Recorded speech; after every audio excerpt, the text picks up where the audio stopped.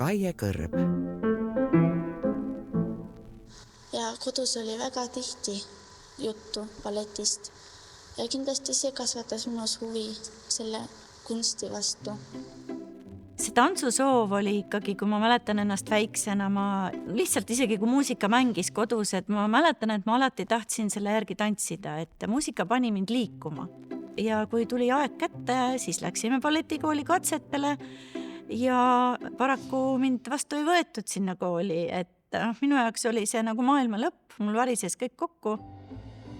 Kõrb ei varisenud õnneks päriselt kokku, vaid astus aastaks spordikooli, kus ta karastus nagu teras.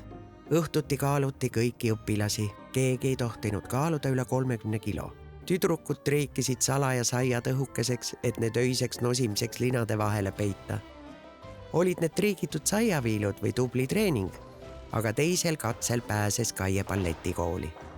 Nüüd nägid kõik õpetajad kohe, et sellest tüdrukust saab prima baleriin ja olid seepärast eriti karmid. Ma mitte kunagi ei andnud alla ja ma arvan, et oluline on mitte alla anda, oluline on tõesti raskused vastu võtta, sest et sa tead, et läbi raskuste tähtede poole, et see lihtsalt on nii. Kaie, kas suled on viimane element Luiga soengus? Ja, suled on viimane element.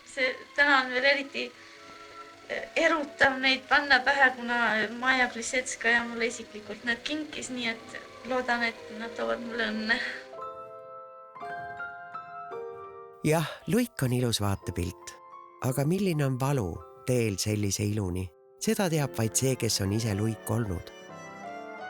Suureks õnneks tipptasemel tantsija teel on tipptasemel koreograafid, kes vaatet vaid kõrbi tantsitakski.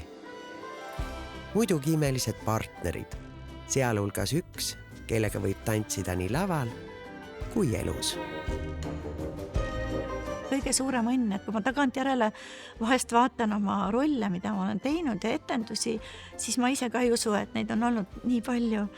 Ja muidugi ma olen olnud tohutult õnnelik, et ma olen saanud tunda väga erilist Eesti publikut, et see jääb ka meelde.